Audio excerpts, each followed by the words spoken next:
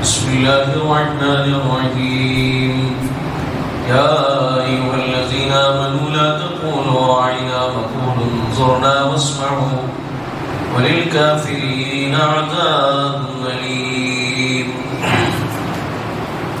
صدق الله العظيم.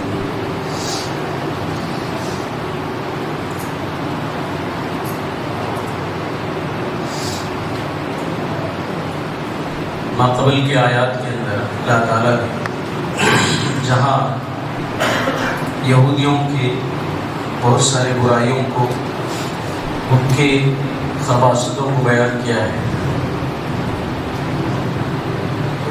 یہاں پر ایک ان کی اور خباثت کو اللہ تعالیٰ نے بیان کیا ہے۔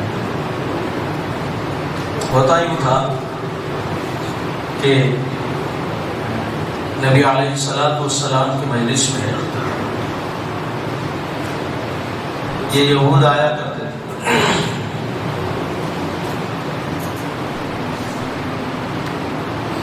اور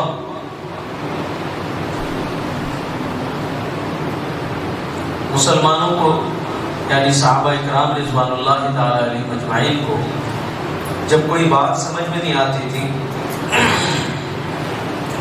تو وہ حضور سے پوچھتے تھے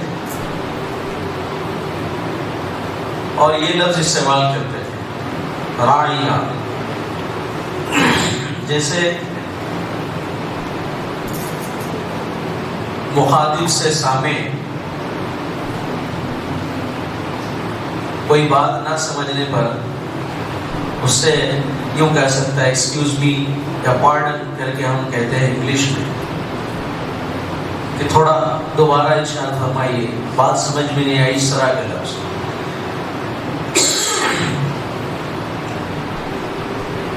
تو صحابہ بھی اگر کسی مسئلے میں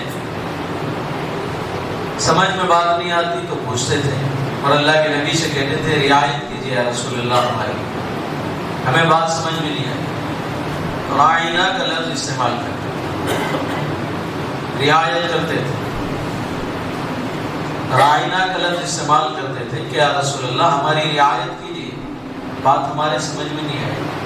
تو یہ یہود بدماش جو تھے اس لفظ کا الگ میننگ لے کر آپ صلی اللہ علیہ وسلم کا مذاق بناتے تھے کہ رائنا ایک ورڈ ہے، عربی میں اس کو معنی ہوتے ہیں رعایت کیجیے ہماری، کہ ہم کم علم ہے، کم فہم ہے، تو بات کو دوبارہ ارشاد فرمائیے وغیرہ۔ عربی میں اس کے معنی ہے رعایت، اور عبرانی میں جو یہودیوں کی زبان تھی راعینا یا لگا کر استعمال کرتے تھے، جس کے معنی ایک قبیح قسم کی ایک گالی ہوتی۔ وہ لوگ نبی علیہ السلام کے لیے یہ لفظ کا استعمال کرتے تھے راعینا، منہ دبا کر، یعنی اس کا مطلب ہوتا تھا نعوذ باللہ ثم نعوذ باللہ، نبی علیہ السلام کو اس لفظ کے ذریعے سے گالی دینا۔ صحابہ اکرام اس لفظ کو تعظیم کے طور پر استعمال کرتے تھے کہ اللہ کے نبی ہماری رعایت کیجیے، تو وہ اسی کے آڑ میں اس لفظ کو استعمال کرتے تھے کہ اس کے معنی تھے جیسے وہ ہمارے چرواہ، ایک لفظ اس کے معنی آتا ہے وہ بے وقوف، نعوذ باللہ۔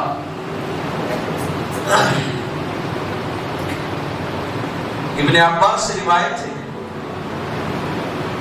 کہ یہ لفظ عبرانی لفظ ہے راعینا، جو یہودیوں کے یہاں عبرانی زبان میں ایک قبیح قسم کی گالی تھی۔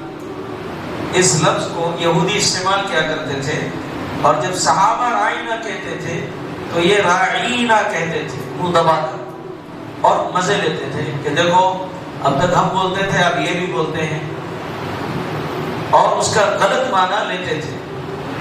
جیسے اور بھی ان کی بہت سارے ایسے الفاظ تھے، قبیح قسم کے الفاظ جو یہ استعمال کرتے تھے مسلمانوں کے، جیسے السلام علیکم، السلام علیکم دعا ہے، تو اس کے جواب میں کیا کہتے ہیں وعلیکم السلام، تو یہ لام کو ہٹا دیتے تھے، کہتے ہیں السلام علیکم، یعنی تم پر موت تاری۔ تو اللہ کے نبی نے صحابہ سے کیا کہتا تھا کہ تم ان کو برا بھلا مت کہو، وعلیکم کہہ دو، ساتھ میں سلام نہ لگاؤ، اور تم پر بھی، یعنی سیم ٹو یو یہ کہہ لیجیے انگلش میں. ہم جو کہتے ہیں نا کنگریچولیشن، تو کوئی کہتا ہے کہ سیم ٹو یو، آپ کو بھی مبارک ہو، تو السلام علیکم. وہ جب کہتے تھے کہ تم پر موت ہو، وعلیکم، اس کا معنی ہوا تم پر بھی. اللہ کے نبی نے فرمایا کہ ان کی بددعا نہیں لگے گی مگر ہماری دعا ان کو لگے گی. تو سعد بن معاذ رضی اللہ تعالیٰ عنہ اس عبرانی زبان کو وہ جانتے تھے. تو جب سعد بن معاذ رضی اللہ تعالیٰ عنہ کو معلوم ہوا کہ یہ یہود اللہ کے نبی کے شان میں اس طرح کے الفاظ استعمال کرتے تھے، تو انہوں نے سخت قدم اٹھایا کہ خبردار، اگر اللہ کے نبی کے شان میں آئندہ کسی نے یہ لفظ استعمال کیا تو اس کی گردن مار دوں گا. تو اس وقت یہ آیت اتری، لا تقولوا راعینا، اللہ نے منع کر دیا ایمان والوں سے کہ راعینا کا لفظ ہی استعمال نہ کرو، وقولوا انظرنا، بلکہ یہ کہو کہ اللہ کے نبی ہماری طرف دھیان دیجیے، ہمیں دیکھیے، ہماری طرف متوجہ ہوئی ہے. واسمعوا، اور اللہ نے فرمایا کہ بات کو غور سے سنو، توجہ کے ساتھ سنو، تاکہ دوبارہ پوچھنے کی سوال کرنے کے نوبت ہی نہ آئے. وقولوا انظرنا، راعینا کے جگہ انظرنا کا لفظ استعمال کرو. واسمعوا، اور جب مخاطب تم سے مخاطب ہو تو تم توجہ کے ساتھ سنو، تاکہ کوئی کنفیوژن ذہن میں رہے نہیں، شک و شبہ، بات پوری طرح سمجھو تاکہ دوبارہ سوال کرنے کی نوبت نہ آئے. وَلِلْكَافِرِينَ عَذَابٌ أَلِيمٌ، اور ان کفار کے لیے، ان دشمنان اسلام کے لیے تو اللہ کے پاس دردناک عذاب ہے ہی. آگے اللہ نے فرمایا مَا يَوَدُّ الَّذِينَ كَفَرُوا مِنْ أَهْلِ الْكِتَابِ وَلَا الْمُشْرِكِينَ أَن يُنَزَّلَ عَلَيْكُم مِّنْ خَيْرٍ مِّن رَّبِّكُمْ وَاللَّهُ يَخْتَصُّ بِرَحْمَتِهِ مَن يَشَاءُ وَاللَّهُ ذُو الْفَضْلِ الْعَظِيمِ. اللہ تعالیٰ نے فرمایا کہ یہ اہل کتاب میں سے کافر اور اسی طرح مشرکین یہ تم سے محبت نہیں کرتے، حقیقی محبت تم سے نہیں کرتے مسلمانوں سے یا اسلام سے، اور یہ اس چیز کو بالکل پسند نہیں کرتے کہ اللہ کی طرف سے تم پر کوئی خیر نازل ہو، اللہ کا کوئی بھلائی کا معاملہ تمہارے ساتھ ہو. اس بات کو یہ قطعاً ناپسند کرتے. حالانکہ اللہ تعالیٰ قادر مطلق ہے، جس کے ساتھ چاہتا ہے اپنی رحمت کو مخصوص کر لیتا ہے. اللہ بڑے فضل عظیم والے ہیں. بات دراصل یہ ہے کہ یہ منافقین یہود مسلمانوں کے پاس آتے تھے اور مسلمانوں سے کہتے تھے کہ ہم تمہارے بڑے خیر خواہ ہیں، دل و جان سے ہم تمہارے خیر خواہ ہیں، اور ہم دل سے اس بات کو پسند کرتے ہیں کہ تمہارا مذہب، تمہارے پاس جو احکامات آئے وہ ہم سے بہتر احکامات تمہارے پاس عنایت ہوں، تاکہ ہم بھی تمہارے مذہب کو قبول کریں. لیکن کیا کریں، ہم سے اچھا تمہارا مذہب ہے ہی، اسی لیے ہم قبول نہیں کرتے. تب اللہ نے فرمایا کہ یہ جھوٹے ہیں نالائق، یہ حقیقت میں تمہارے دشمن ہیں. یہ اور اسی طرح مشرکین یہ کبھی تمہارے سچے دوست اور تمہارے خیر خواہ ہو ہی نہیں سکتے. تو یہ ان کے زبانی دعوے جو ہیں یہ سراسر جھوٹے ہیں. یہود، نصارہ، اسی طرح مشرکین یہ ایمان والوں کے لیے کبھی خیر کی بات سوچ ہی نہیں سکتے، یہ کبھی تمہارا بھلا چاہ ہی نہیں سکتے. ان کے دل میں تمہارے لیے حسد ہے، عناد ہے، بغض ہے، عداوتیں بھری ہوئی ہیں. اسی لیے ان کا جو دعویٰ ہے کہ ہم تم سے بے حد محبت کرتے ہیں، سراسر جھوٹ پر مبنی ہے، اس کا اعتبار بھی نہیں کرنا. آگے اللہ تعالیٰ فرماتے ہیں مَا نَنسَخْ مِنْ آیَةٍ أَوْ نُنْسِهَا نَأْتِ بِخَيْرٍ مِنْهَا أَوْ مِثْلِهَا أَلَمْ تَعْلَمْ أَنَّ اللَّهَ عَلَى كُلِّ شَيْءٍ قَدِيرٌ أَلَمْ تَعْلَمْ أَنَّ اللَّهَ لَهُ مُلْكُ السَّمَاوَاتِ وَالْأَرْضِ وَمَا لَكُم مِّن دُونِ اللَّهِ مِن وَلِيٍّ وَلَا نَصِيرٍ. یہاں پر اللہ تعالیٰ نے ناسخ اور منسوخ آیات کے متعلق بیان کیا.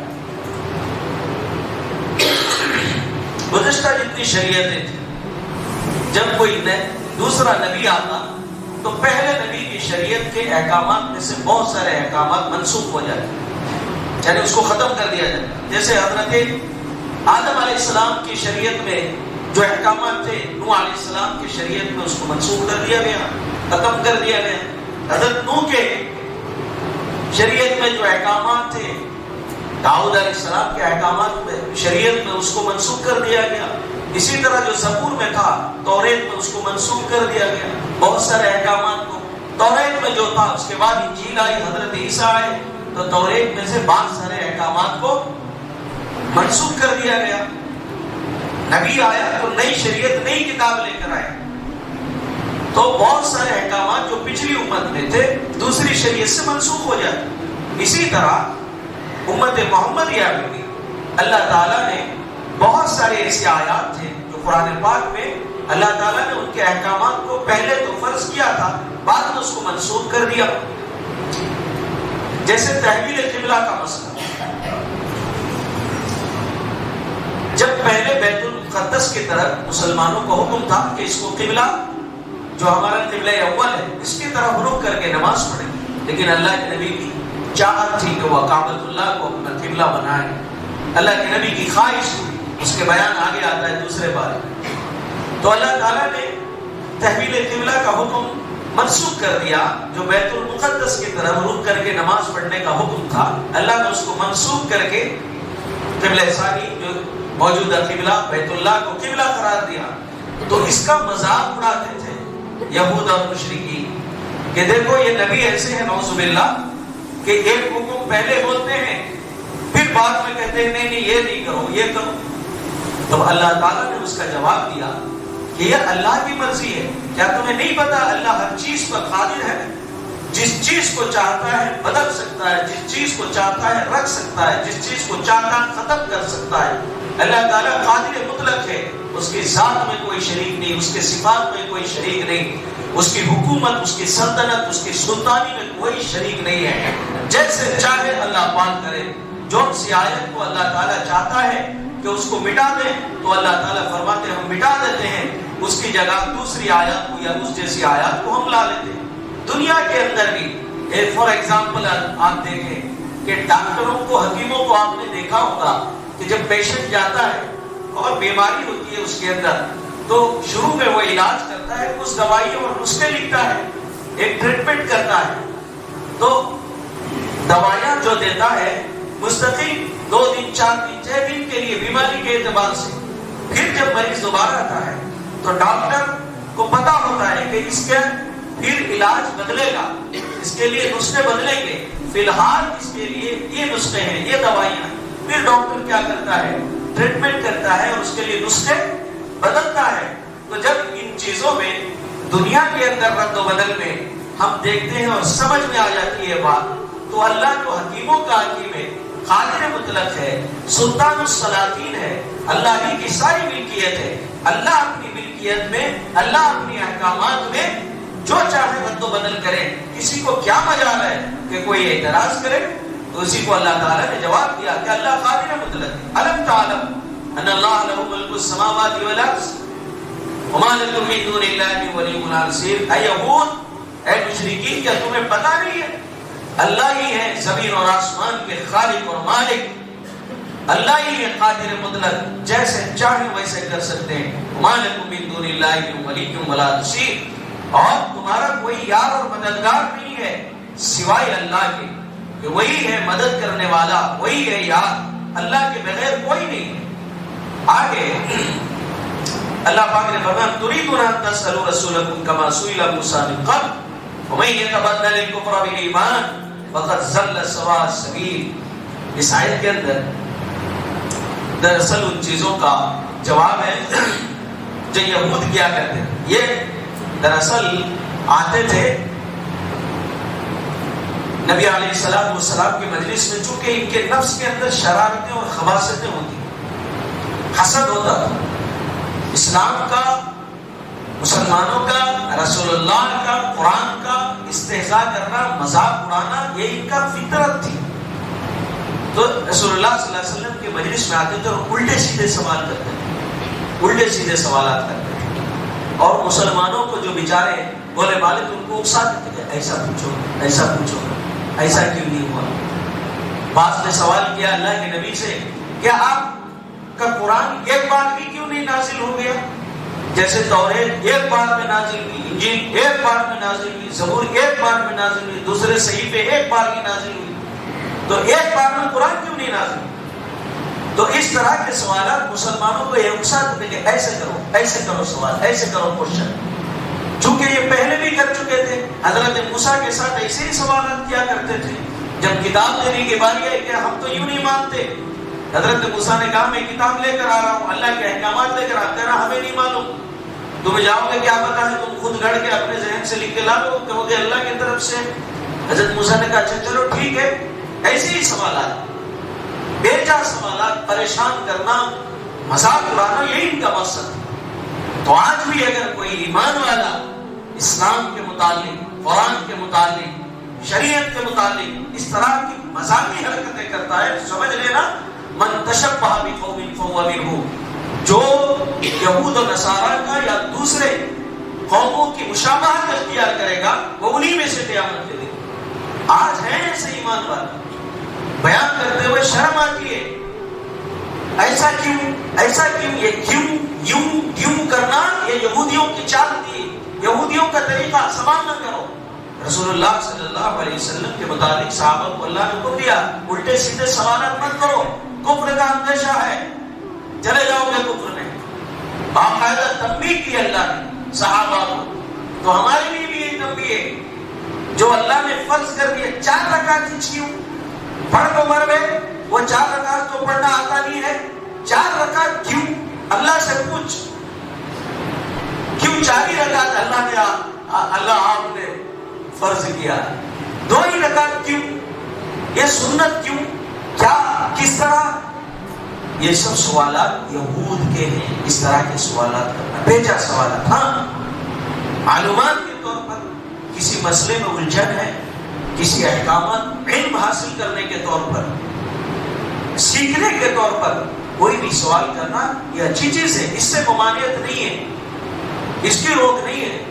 جان بوجھ کر انگلی اٹھانے کے نیت سے یا کسی کو پریشان کرنے کے نیت سے، کسی کے علم کو پرکھنے کے نیت سے تم شریعت میں انگلی اٹھاؤ، یہ بہت بری چیز ہے، یہ یہودیوں کا طریقہ ہے۔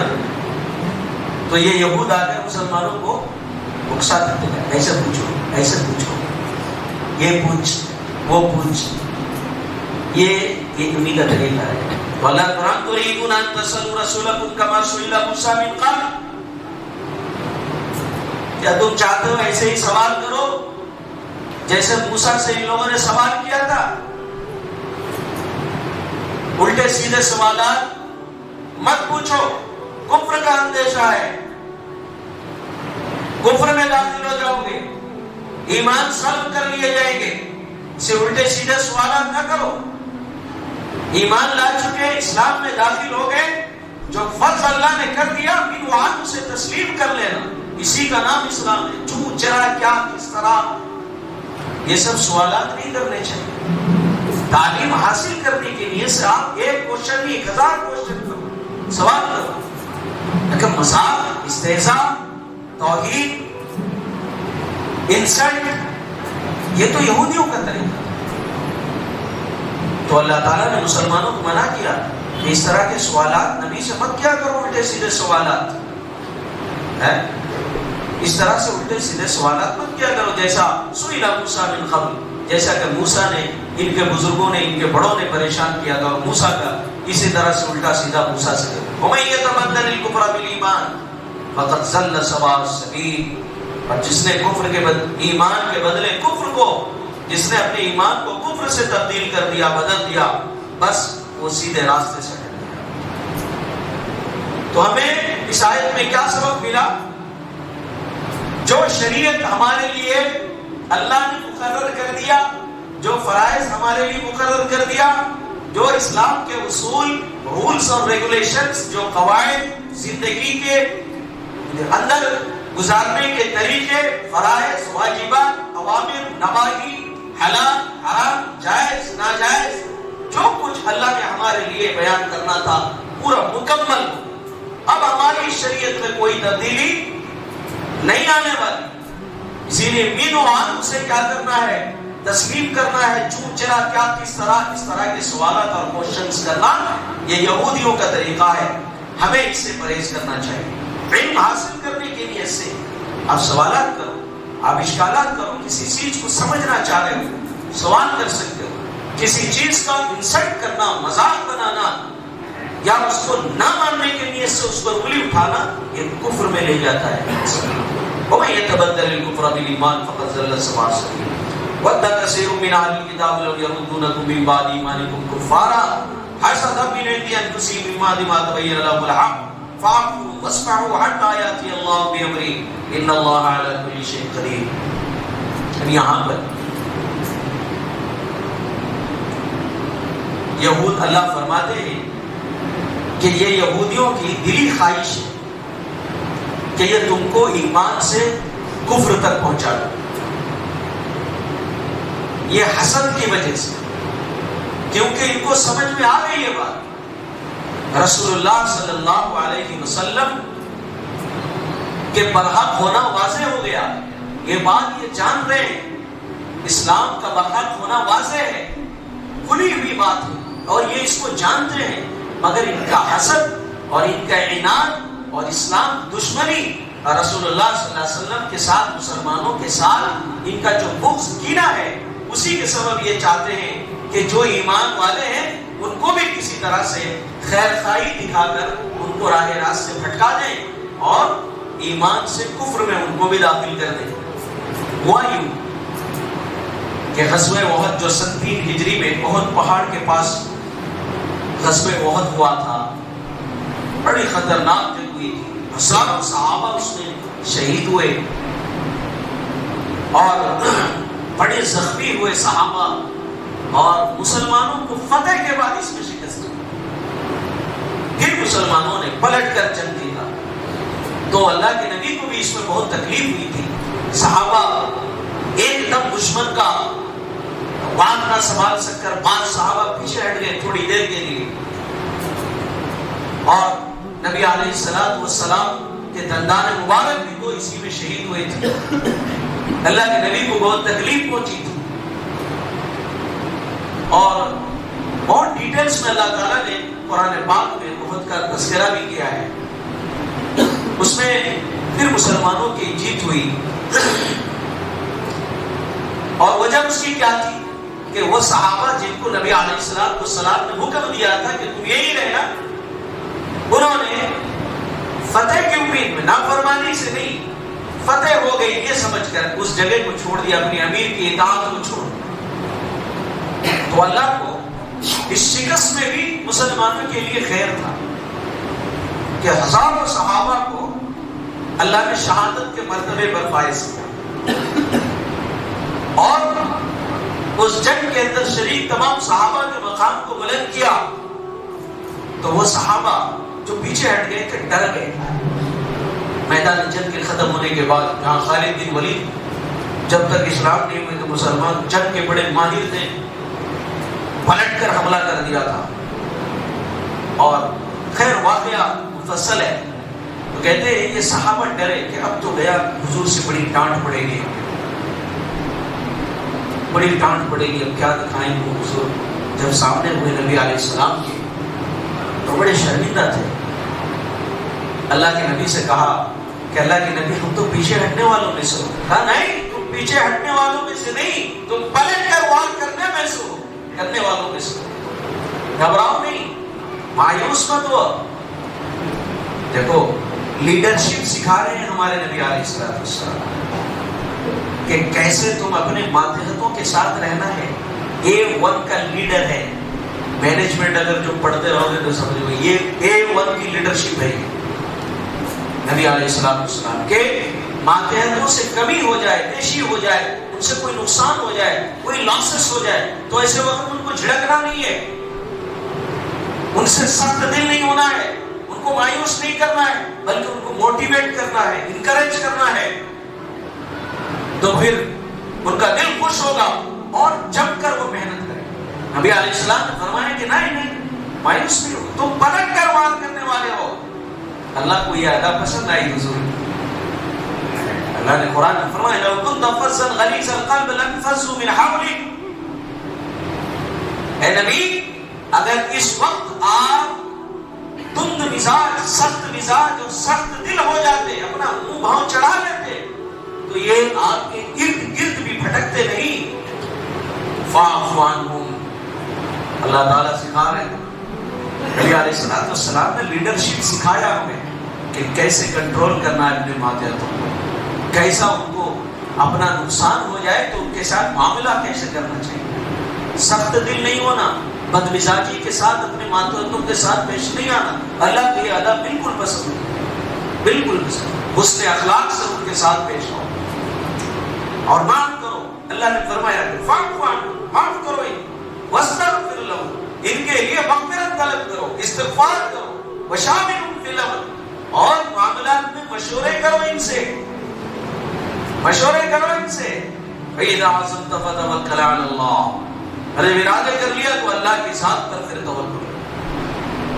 ان اللہ یحب المتوکلین. اللہ تعالیٰ اپنے اوپر توکل کرنے والے کو، متوکلین کو بہت پسند کرتے ہیں، جو اللہ کی ذات پر توکل کرتا ہے، بھروسہ کرتا ہے. اللہ تو ہی کرے گا، اللہ تو ہی راستے کھولے گا، اللہ تو ہی پریشانی. ڈر جاتا ہے بندہ اگر ضد کر کے بیٹھتا، اللہ عطا کر دیتے ہیں اسے. یہ مت سمجھنا کہ جو پر شرعی سنت شریعت میں لکھنے والے ہی کی دعا سنتے ہیں. نا، اللہ سب کی سنتا ہے. شرط یہ کہ ہم اس دل سے مانگے تو صحیح. تو اللہ نے کیا فرمایا نبی علیہ السلام کو، یہ طریقہ آپ کا صحیح ہے، ان کو معاف کرو. کیا ہوا؟ چھوڑ دیجیے، لیو اٹ، موو آن کرو، آگے بڑھو. ان کو معاف کرو، ان سے بیزاری نہ اختیار کرو. کیا ہوا؟ ایسا ہوتا تو ویسا ہو جاتا، اگر ایسا ہوتا تو مجھے نقصان نہیں ہوتا، مگر ایسا ہو گیا. اسی لیے یہ اگر مگر کرنا اللہ تعالیٰ نے فرمایا سورہ آل عمران کے اندر، یا ایھا الذین آمنوا لا تکونوا کالذین کفروا لاخوانہم اذا ضربوا فی الارض، کہ جب یہ سفر میں نکلتے تھے اور کوئی حادثات سے ان کا مقابلہ ہو جاتا تھا، زخمی ہو گیا، مر گیا ایکسیڈنٹ میں، اس میں اس میں، تو ان کے گھروں کی مشورات، ان کے گھر والے کیا کہتے تھے؟ اگر نہیں جاتا تو بچ جاتا. ارے تقدیر میں جب ہے تو تقدیر سوئے ہوئے بچھانے پہ سے اٹھا کے لے کے تجھے وہاں لگایا کہ تو مرتا. تو مزہ مزہ چھوڑا جو ہوا. مومن کا یہ طریقہ نہیں، یہ طریقہ تو کافروں کا ہے کہ اگر میں ایسا کرتا تو مجھے نقصان نہیں ہوتا. اللہ نے وہاں فرمایا لیجعل اللہ حسرۃ فی قلوبہم، اور میں نے ان کے اگر مگر کے طریقے کو اسی لیے ان کے اندر ڈال دیا تاکہ ان کے دل میں یہی اگر مگر کی حسرتیں رہیں، اسی میں یہ مت ہے. یہ جعل اللہ حسرۃ فی، یہی اگر مگر کی حسرتوں میں یہ مرے. مومن کی شان یہ ہے، لا تقنطوا من رحمت اللہ. مومن اللہ کی رحمت سے مایوس نہیں ہوتا ہے. مومن کا کام ہوتا ہے جو پچھلا ہوا اسے چھوڑنا ہے، پچھلے کو سامنے رکھ کر آگے ترقی کا سوچنا ہے اور اللہ سے مدد مانگنا ہے. جو ہو گیا وہ ہونا تھا، تقدیر بہانے ڈھونڈتی ہے. مر گیا، مرنا تھا. ملک الموت نے آ کے اس کا سروے کر کے گیا تھا، کہاں ہے یہ، کدھر ہے، کب مرے گا ہی نہیں. میں نے واقعہ سنایا تھا حضرت لقمان علیہ السلام، سلیمان علیہ السلام کی مجلس میں ایک ان کا وزیر تھا. تو ملک الموت ایک دن آئے انسان کی شکل میں اور اس وزیر کو گور گور کر دیکھنے لگے. تو وزیر وہ تو سمجھ نہیں پایا. سلیمان علیہ السلام چونکہ نبی تھے، سمجھ گئے یہ ملک الموت ہے، تو گور گور کر دیکھنے لگا. تھوڑی دیر گور گور کر دیکھ کر چلے گئے واپس. یہ وزیر جو تھا یہ حضرت سلیمان سے پوچھا کہ یہ کون شخص تھا مجھے گور گور کر کیوں دیکھ رہا تھا؟ کہا یہ زندگی کا سوئچ آف کرنے والے ملک الموت تھے. اب لگی اس کی ہڑبڑی شروع ہونے لگی. کیا ہے مجھے دیکھ کر ایسا دیکھ رہے تھے گور گور کر، بہت ڈر لگ رہا ہے، میں تو اب یہاں نہیں رکتا. کہا اچھا تو کہاں جائے گا؟ کہا مجھے جزیرے بوماس میں بھیج دو، ہوا کو حکم دیجیے وہ مجھے پہنچا دے وہاں. حضرت سلیمان علیہ السلام نبی تھے، ان کو تو پتا ہے کہ شاید اسے تقدیر وہاں بلا رہی ہے، وہاں اس کی موت ہے. ہوا کو حکم دیا، سیکنڈوں میں ہوا نے لے کے جزیرے گماس میں پہنچا، ملک الموت نے اس کی روح وہی قبض کی. اسے تقدیر کہتے ہیں. شاہی دسترخوان پہ بیٹھے ہوئے جب تو گھسیٹ کے لے کر اس جزیرے میں اس کی روح قبض کیا. یہ ہے تقدیر. اگر مگر کرنے کی ضرورت نہیں ہے. مزہ مزہ ہونا تھا.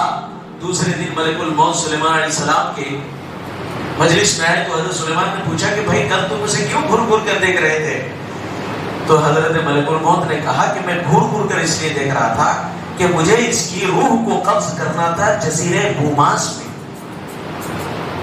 اور اسی وقت اتنے ہی دیر میں مجھے اس کی روح قبض کرنی تھی، اور وقت ہو رہا ہے اس کی روح قبض کرنے کا. یہ یہاں بیٹھا ہے، مجھے سمجھ میں نہیں آ رہا تھا کہ میں کیا کروں. تو اپنے وقت پر وہ وہاں پہنچا، میں نے اس کی روح قبض کر لی. تو یہ تقدیر ہے. وہ گھر گھر کر دیکھے، اس کو ڈر لگا. سلیمان نے حکم دیا ہوا کو، جزیرے بوماس میں. سب بہانے. تو کیا اللہ نے فرمایا اذا جاء اجلها لا يستأخرون ساعة ولا يستقدمون. ایک سیکنڈ آگے نہیں، ایک سیکنڈ پیچھے نہیں، برابر وقت پر. ملک الموت ایک سیکنڈ، ایک کانٹا جو سیکنڈ کا چلتا نا، اس میں بھی طاقت نہیں کرتے. تو اگر مگر کرنا مومن کی شان نہیں ہے. یہ اگر مگر کرنا کس کے لیے ہے؟ کفار کے لیے. اللہ نے دیا. اللہ خود فرماتے ہیں یہ جعل اللہ حسرۃ فی قلوبہم. یہی حسرت لے کر یہ مرے ہیں گھٹ گھٹ کر. یہ اگر مگر کی حسرت ہے. مومن کی شان یہ نہیں ہے. تو کہتے ہیں وَدَّ كَثِيرٌ مِّنْ أَهْلِ الْكِتَابِ لَوْ يَرُدُّونَكُم مِّن بَعْدِ إِيمَانِكُمْ كُفَّارًا. حضرت تو بہرحال غزوہ احد سے لوٹ رہے تھے حضرت عمار بن یاسر اور حذیفہ ابن الیمان. اب یہودیوں کی ایک جماعت نے آ کر ان کو گھیر لیا. کہا کہاں سے آیا؟ کہا غزوہ احد سے. کہ ہم نے کہا نہیں تھا تم کو کہ یہود مذہب پر حق ہے؟ اگر محمد صلی اللہ علیہ وسلم نعوذ باللہ نبی برحق ہوتے تو یہ معاملہ تھوڑی نہ ہوتا. ان کے اصحاب اتنے قتل تھوڑی کیے جاتے. ان کو کیا پتا ہے کہ جام شہادت نوش کیے ہوئے ہیں. اللہ نے ان کو جو واپس لوٹا بچ کر وہ غازی کہلایا، جو مر گیا میدان جنگ میں وہ شہید کہلایا. تو دونوں کے ساتھ اللہ کی نعمتیں ہوتی ہیں. تو کیا حذیفہ ابن الیمان سے عمار بن یاسر سے پوچھا کہ میں نے کہا نہیں تھا ہم لوگوں نے کہ یہود مذہب برحق ہے؟ کہ اگر یہ نبی برحق ہوتے جیسا کہ تمہارے نبی کہتے ہیں کہ جب میں قتال کرتا ہوں اللہ کی مدد میرے ساتھ ہوتی ہے، تو اللہ کی مدد کہاں تھی؟ انہیں کیا پتا ہے کہ اس شکست میں اللہ کی کتنی بڑی مدد تھی؟ انہیں کیا پتا ہے؟ ان کے دل تو پتھر ہو گئے تھے، پردے پڑے ہوئے تھے.